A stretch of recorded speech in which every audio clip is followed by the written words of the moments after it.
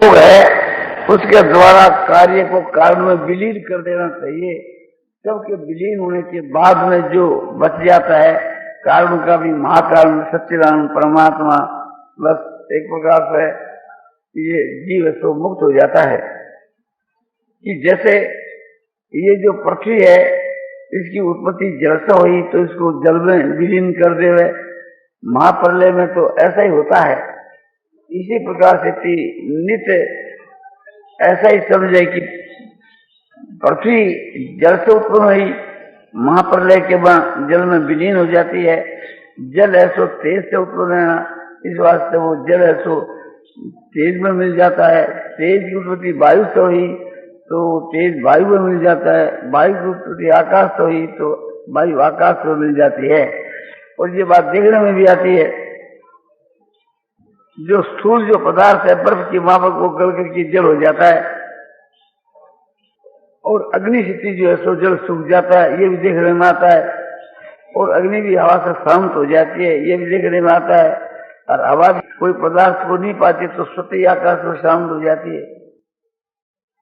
और आकाश जो है ये मन परमात्मा के मन के संकल्प में है, तो उस संकल्प को अभाव करने से, संकल्प रहित होने से मन का अभाव हो जाता है। और मन की उत्पत्ति अहंकार से हुई, समष्टि अहंकार से, तो उस अहंकार में विलीन कर देना चाहिए। अहंकार मैं तत्व से उत्पन्न है तो मैं तत्व में विलीन कर देना चाहिए। मैं तत्व की उत्पत्ति अव्याकृत माया से हुई तो उसमें विलीन कर दे, और वो अव्याकृत माया जो है परमात्मा में आरोप है, वास्तव में है नहीं, इस वास्ते उसका अभाव कर दे। फिर सबका अभाव करने के बाद में केवल परमात्मा रह जाए।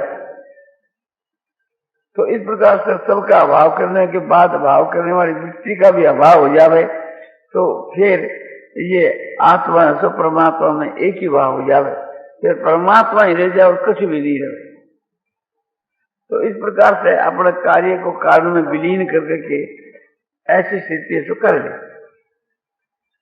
और ये जितने जो पदार्थ बतलाए, बस समय समय के ऊपर समझो कि इस प्रकार से एकांत में बैठ करके परमात्मा को ध्यान करे, आकार मात्र वाली सब चीजों को माने बात कर देवे कि सारी चीजें पहला अव्यक्त ही थी, निराकारी थी, उससे ये सब व्यक्तियां उत्पन्न हुई है, तो उसी में विलीन हो सब व्यक्तियां होती है।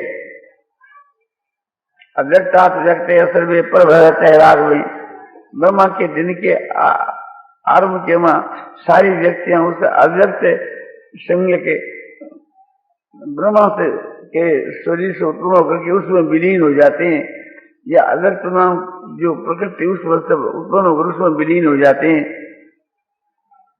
तो इस प्रकार से एकांत में बैठ करके सारे संसार और शरीर के संकल्पों को एकदम अब माइक मान करके, कल्पित मान करके इन्हें भुला दे। संसार जो स्वप्नवत है, वास्तव के वहां नहीं है।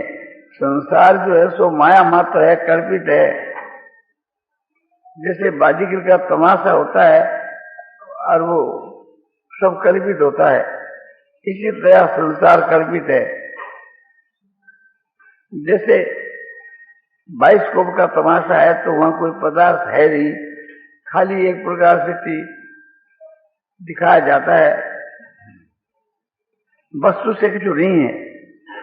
जैसे नेत्रों के दोष से आकाश के बाद त्रिविध दिखते हैं किंतु वह है नहीं, आकाश केवल शुद्ध है। ऐसे ब्रह्म से शुद्ध है, उसके वहां ये आकार वाली चीज कोई है नहीं, ये तो मानी हुई है,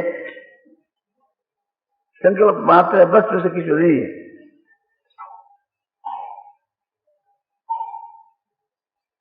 जैसे मरुभूमि के वहां जल है नहीं और दिखता है, ऐसे संसार वास्तव में नहीं और दिखती है। जैसे पूर्व के बीच के वहां दिग्बन होने से पश्चिम दिखती है किंतु वो पश्चिम है नहीं, वो मानी हुई है, वास्तव में नहीं है। और दिखती है प्रत्यक्ष की भांति जीते हुए भी, किंतु भ्रम से दिखती है। ऐसे संसार भ्रम से दिखती है। इस प्रकार की जुतियों से संसार का बाध कर दे और बाध करने वाली वृत्ति को भी बाध कर दे, जब केवल एक परमात्मा ही रह जाते।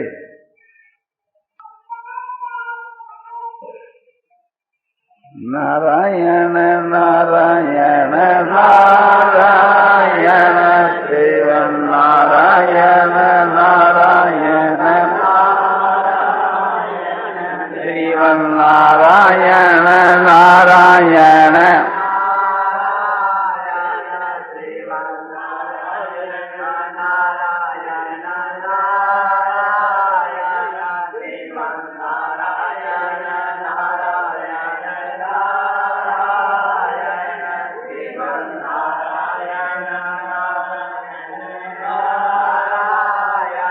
सियावर रामचंद्र की जय। मोर मोट बंसी वाले।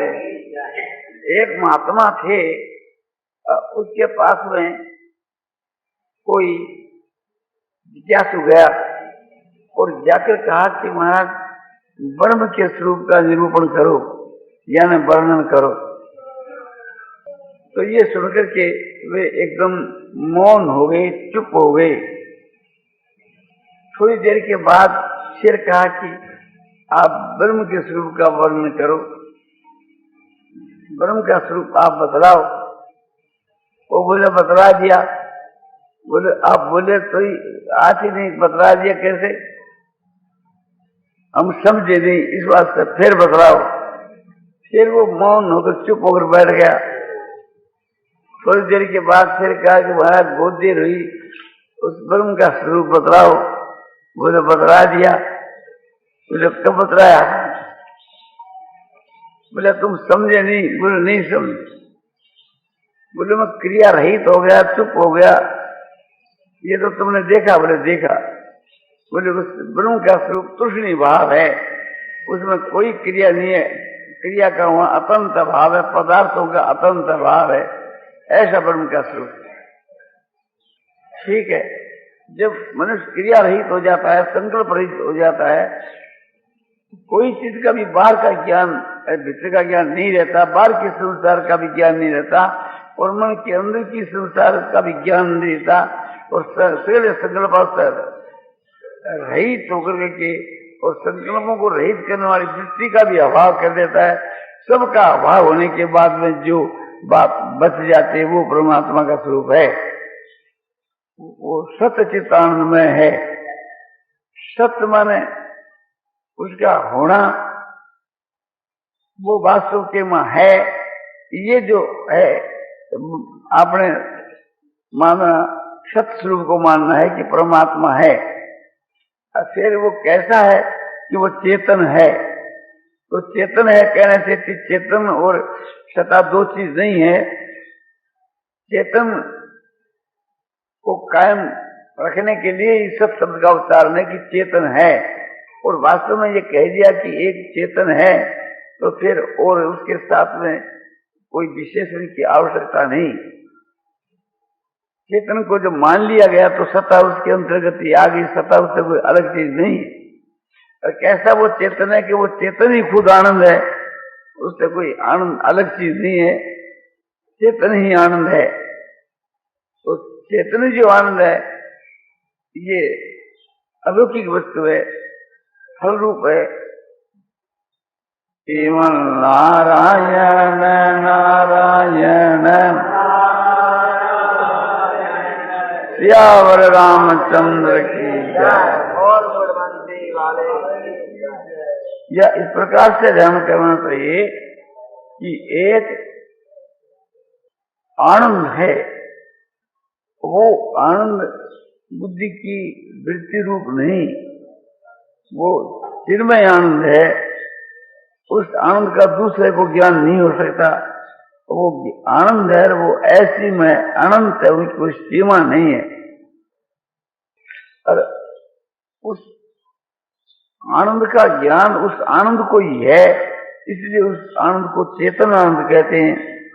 हम सांसारिक जो सुख का अनुभव करते हैं वो तो उस असली आनंद का प्रतिबिंब मात्र, आभास मात्र है, असली नहीं। असली हो तो कायम रहे, कायम नहीं रहता इसलिए असली नहीं। नाश को विदते भाव, ना भाव विदते सतः। जो सतवस्तु होती है उसका कभी अभाव नहीं होता है, और मिथ्या जो वस्तु कायम नहीं रहती है तो संसारिक आनंद कायम नहीं रहते, इस वास्ते सब मिथ्या है।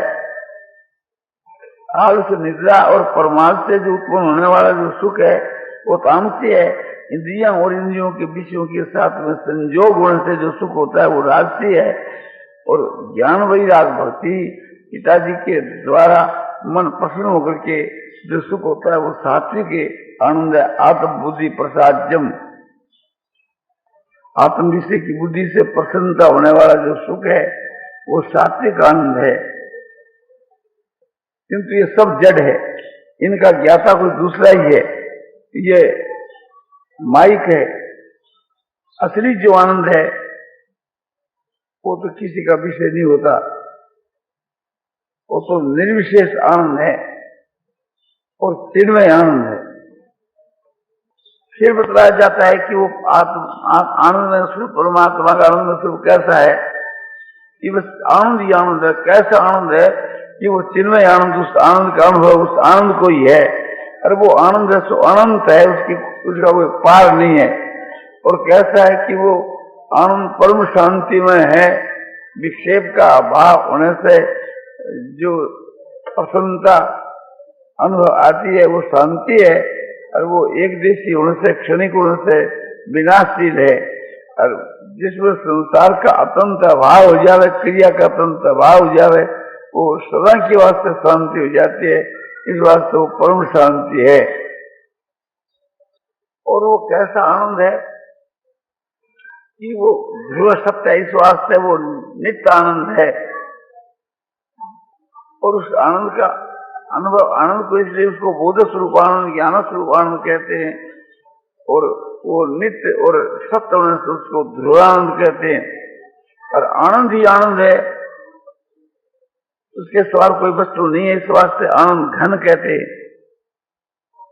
और देश और काल करके कभी वो विचलित नहीं होता, इस वास्ते उसको अचल आनंद कहते हैं। और उससे बढ़कर कोई आनंद नहीं, इस वास्ते उसका नाम महानंद है। और उससे कोई श्रेष्ठ नहीं है, इस वास्ते उसका नाम परमानंद। तो आनंद के वहां एकदम मगन हो जाए, आनंद के कोई आकार नहीं हुए, आनंद में कोई क्रिया नहीं होती। आनंद तो निराकार है, निर्विकार है, अक्रिय है और वस्तु से है, वो चेतन है। चेतन ही आनंद होकर प्रतीत हुआ है। तो परमात्मा का चिन्मय स्वरूप है, सत्यम ज्ञानंतम ब्रह्म, ब्रह्म सत्य स्वरूप है, ज्ञान स्वरूप है, अनंत है। आकाश की अनंतता से विमय की अनंतता बहुत विलक्षण है। आकाश की जो अनंतता है वो तो प्रलय के समय में विनाश हो जाती है, सबके नाश और सबका विनाश हो जाता है। तो ये जो आकाश का जो स्वरूप है ये जड़ है, परमात्मा चेतन है। और ये जो निराकार है, निर्विकार है, ऐसे ही परमात्मा निराकार और निर्विकार है। तो इस प्रकार से उस आनंद के स्वरूप को समझ करके उसके साथ में एक एक विशेषण देकर के उस विशेष वस्तु का अनुभव कर करके उसमें एकदम मन को लगा देना चाहिए, उसका ध्यान करना चाहिए। और ध्यान के बाद वो आगे जाकर के ब्रह्म को प्राप्त हो जाता है। तद्बुद्धे सदात्मा न तनिष्ठा तत्परायणा गच्छन्ते पुनरावृत्ति ज्ञान निर्धुत कर्मसा। ज्ञान करके जिनके सारे कर्म से पाप नाश हो गए हैं उसको ज्ञान कहते हैं। यानी वो कैसा पुरुष है कि ज्ञान से मल विक्षेप आवरणों का सब नाश, उसके जिसकी आत्मा शुद्ध हो गई है, ऐसा जो पुरुष है उसके लिए कहा तद्बुद्धे सदात्मा न सन्निष्ठा तत्परायणा। आत्मा माने मन, मन जिसका तद्रूप हो गया है, ब्रह्म रूप हो गया है। ब्रह्म रूप मन कैसा होता है कि मन के मन ब्रह्म का बार बार मनन करने से ब्रह्म तदाकार हो जाता है, ब्रह्माकार हो जाता है। तो मन से बार बार उस आनंद में ब्रह्म का चिंतन करे। पूर्ण आनंद, अपार आनंद, शांत आनंद, गहन आनंद, अचल आनंद, ध्रुव आनंद, नित्य आनंद, बोध स्वरूप आनंद, ज्ञान स्वरूप आनंद, ज्ञान स्वरूप आनंद, इस प्रकार से बारंबार एक प्रकार से उस आनंद में ब्रह्म की आवृत्ति करने से मन का काम जो मनन करने का है, ये ऐसे करते करते जब थक जाता है तो ब्रह्म रूप हो जाता है, सदरूप हो जाता है। तो इस प्रकार के विशेषों से जो विशेष ब्रह्म के विषय में बात समझी गई है, वो ब्रह्म का स्वरूप है। जो बुद्धि के द्वारा जो ब्रह्म का स्वरूप समझ में आया, निश्चय होया, अपने जानने में आया बुद्धि के द्वारा, इन बुद्धि ग्राह्य मत इंद्रियम, इंद्रियां वहां नहीं पहुंचती, बुद्धि करके वो ग्रहण करने में आता है।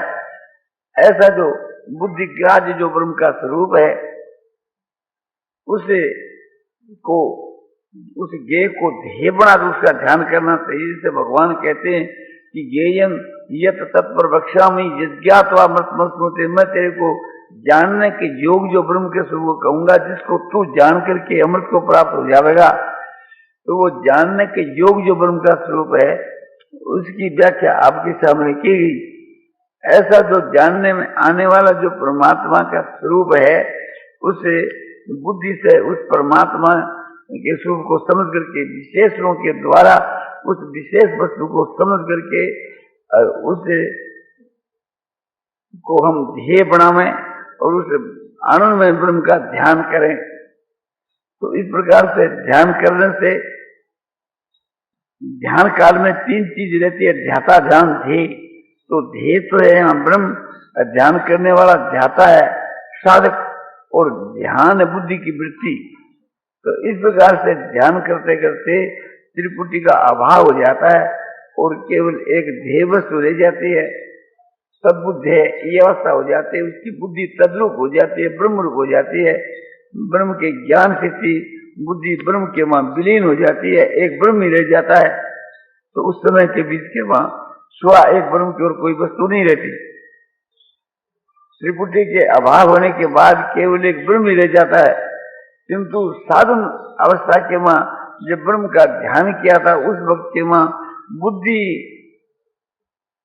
के समझ में आवे ऐसे ब्रह्म का स्वरूप का ध्यान किया गया था। बुद्धि के द्वारा विशेषणों से जो ब्रह्म का स्वरूप समझा गया था, बुद्धि में आने योग, जो जानने के योग, ऐसा ब्रह्म का स्वरूप समझ करके उसका ध्यान किया गया था। इसलिए बुद्धि से समझे हुए ब्रह्म के स्वरूप का ध्यान जो किया जाता है, उसे वह बुद्धि से मिला हुआ होता है। इस वास्ते उसको बुद्धि विशिष्ट कहते हैं। तो ये परमात्मा की जो प्राप्ति हुई, इससे वहां बुद्धि शामिल है। फिर एक प्रकार से वहां ध्यान के परे की अवस्था है और समाधि के पहले की। फिर भी इसको अपना सविकल्प समाधि कहते, जिसमें केवल एक ब्रह्म ही है, ब्रह्म का नाम रूप और ज्ञान है। इस वास्ते इसको सविकल्प कहते हैं। शब्द अर्थ ज्ञान, शब्द अर्थ अनुमान, शब्द अर्थ और ज्ञान से जो मिली हुई समाधि है, उसको सविकल्प समाधि कहते हैं। इसी को सविकल्प कहते हैं। तो ये सविकल्प जो समाधि है, इसमें विकल्प है शब्द अर्थ ज्ञान का। शब्द माने ब्रह्म का नाम, ब्रह्म का रूप और ब्रह्म का ज्ञान, ये वहां कायम रहता है। ध्यान के भी परे की अवस्था है। जैसे कोई आदमी एक गऊ का अनुभव करता है, तो गऊ का नाम, गऊ का रूप और गऊ का ज्ञान तीनों एक ही चीज है। ऐसे ब्रह्म का नाम, ब्रह्म का रूप और ब्रह्म का ज्ञान एक ही चीज है। इस वास्ते समझो कि वहां ब्रह्म विषय शब्द अर्थ और ज्ञान रह जाते। इस वास्ते इसको सविकल्प समाधि कहते। जो शब्द अर्थ ज्ञान का अभाव हो जाता है, ये शांत हो जाते हैं, एक अर्थ मात्र वस्तु रह जाती है, शब्द और ज्ञान वहां नहीं रह करके केवल ब्रह्म रह जाता है। तो वो एक निर्विकल्प समाधि है। निर्विकल्प समाधि के बीच के वहां जो शुरू में ध्यान किया ब्रह्म का, तो ब्रह्म ही रह जाता है और कुछ भी नहीं रहता। वो अर्थ मात्र वस्तु उसी का नाम है। उस वक्त के बीच में संकल्प विकल्पों का तो अभाव हो ही जाता है, और नाम और ज्ञान भी वहां नहीं रह करके केवल एक साक्षात ब्रह्म का जो असली जो स्वरूप है, वो ही काम रह जाता है। वो ब्रह्म का जो स्वरूप है ये कायम रखकर इसके अस्तित्व होने से आगे जाकर के अपुनरावृत्ति उसका फल है तो अमृत की प्राप्ति हो जाती है। तो तदात्मान से मन तद्रूप हो, तद्बुद्धि से बुद्धि तद्रूप हुई, फिर तन्निष्ठा से परमात्मा के स्वरूप की वहां स्थिति हुई और वो सविकल्प समाधि हुई, शब्दर्थ ज्ञान उसमें कायम रही। फिर वो भी हट गए तो तत्प्रायण अवस्था हुई कि वहां एक परमात्मा की तरफ कोई वस्तु नहीं।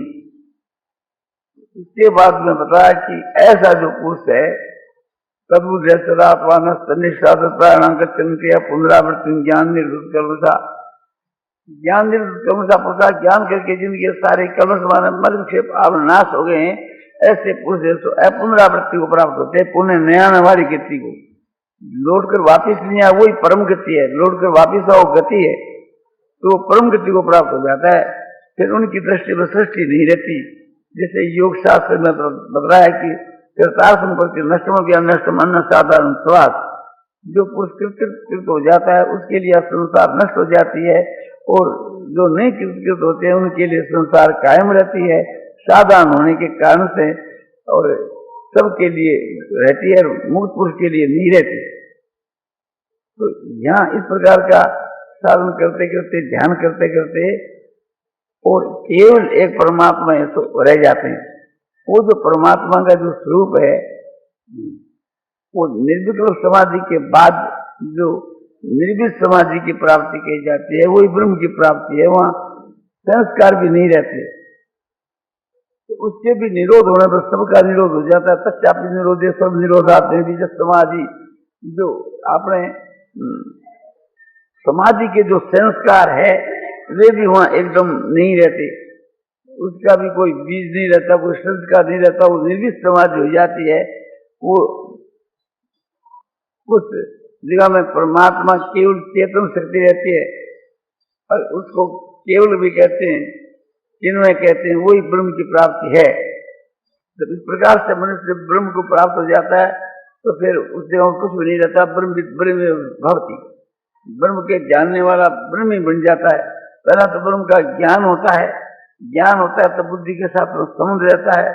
फिर आगे जाकर के वो ज्ञान जो है ज्ञान को नाश करके स्वतः शांत हो जाता है, केवल एक ब्रह्म कायम रहता है, कुछ भी नहीं। वही अमृत है, उसी को अमृत की प्राप्ति क्या है, ये यंग वृक्षा में जिज्ञासा अमृत मत मुझे मैं तेरे को जानने के योग्य जो ब्रह्म का स्वरूप कहूंगा, जिसको जान करके तो अमृत को प्राप्त हो जाएगा। वो अमृत है, वो ब्रह्म का निर्विशेष स्वरूप है, निर्गुण निराकार स्वरूप है। उसको किसी शब्दों से हम कह नहीं सकते। वो समझो कि आखिरी फल है, फल का भी फल है। पहले तो अपने जैसे मानता है उसके अनुसार उसको ब्रह्म की प्राप्ति होती है, फिर वास्तव में असली ब्रह्म के स्वरूप की प्राप्ति आगे जाकर के हो जाती है। वहां जाकर के फिर इस संसार का नाम निशान भी नहीं है और वो स्वयं ब्रह्म रूप हो जाता है। उसकी दृष्टि में सृष्टि नहीं, उसकी दृष्टि में न संसार न शरीर है। फिर यह संसार और यह शरीर लोगों की दृष्टि में ही रहते हैं, उनकी दृष्टि में नहीं रहते। वो तो ब्रह्म रूप ही हो जाता है। उनकी तो दृष्टि नहीं है वास्तव के बीच, वहां पर सृष्टि कहां से हो, न वहां दृष्टि न वहां सृष्टि। वहां तो दृष्टि सृष्टि दोनों का अभाव है और केवल एक परमात्मा ही है। जैसे किसी आदमी के नेत्रों में दोष है तो आकाश में उसको तिरबे से दिखते हैं, या समझो कि मकड़ी के जाले से दिखते हैं। आकाश से पूछा जाए तुम्हारे में ये इसको जो दिखता है वो है क्या, आकाश कहेगा कभी नहीं, किसी के साथ हमारा संबंध ही नहीं। तो आकाश के में वो आरोप है, वास्तव में आकाश के साथ में कोई संबंध नहीं। इसी प्रकार से परमात्मा के वहां साधक आदमी आरोप संसार का कर लेते हैं, किंतु वास्तव में संसार का तो परमात्मा में अतंत भाव है। वो केवल एक चिन्मय स्वरूप है। इस प्रकार समझ करके साधन करने से जो प्रतीत होने वाले आपको जो देश काल है इनका भी अभाव हो जाता है। और जिस बुद्धि की वृत्ति में ये सब उत्पन्न दिखते हैं वो बुद्धि की वृत्ति भी वहां शांत हो जाती है। वहां कुछ भी नहीं रहता, केवल एक सच्चिदान घन विज्ञान घन पूर्ण ब्रह्म परमात्मा ही सो रह जाते हैं। वही साधक की अंतिम स्थिति है। अद्वैत मार्ग के बीच के वहां एक ब्रह्म के सिवा और कुछ भी नहीं रहता, संसार का अतंत अभाव हो जाता है। जैसे नेत्र खुलने से स्वप्न की संसार का अतंत अभाव हो जाता है, इसी प्रकार से उसका अतंत अभाव हो जाता है। स्वप्न की संसार से जागने के बाद में इतना तो ज्ञान रहता है कि मैंने स्वप्न आया था, और स्वप्न को याद करने से उसकी आकृति भी बन जाती है, किंतु ब्रह्म को प्राप्त होने के बाद ब्रह्म के स्वरूप में तेरा संसार फिर स्वप्नवत भी नहीं है। साधन अवस्था में परिचित अवस्था में स्वप्नवत भी नहीं है, क्योंकि जब मनुष्य स्वप्न से इस शरीर में आता है तो स्वप्न वाले मन बुद्धि इसके साथ में आते हैं। इसलिए स्वप्न की संसार की स्मृति करने से, याद करने से इसके अंतःकरण के वहां उसकी स्मृति हो सकती है। किंतु जब ब्रह्म को प्राप्त होता है वहां तो ये मन बुद्धि इसी शरीर में रह जाते हैं, ये ब्रह्म के मन नहीं जा सकते। वहां एक परमात्मा के सिवा और कोई दूसरी वस्तु रहती नहीं। एक विज्ञानानंद परमेश्वर रहते हैं, सत्यम ज्ञानंतम ब्रह्म, एक विज्ञानानंद ब्रह्म है, उसके सिवा दूसरी वस्तु है ही नहीं। नारायण नारायण नारायण श्रीमन नारायण नारायण यण श्रीमन नारायण नारायण यण श्रीमन नारायण नारायण। आनंदमय आनंदमय आनंदमय पूर्ण आनंद पार आनंद शांतानंद घनानंद अचलानंद ध्रुवानंद नित्यानंद बोध स्वरूपानंद ज्ञान स्वरूपानंद आनंद ही आनंद आनंद ही आनंद शांति शांति शांति। समय की अमोलकता एवं निर्गुण निराकार ब्रह्म के ध्यान के विषय में उस श्री जयदयाल जी गोयनका द्वारा आज मिति श्रावण कृष्णा प्रतिपदा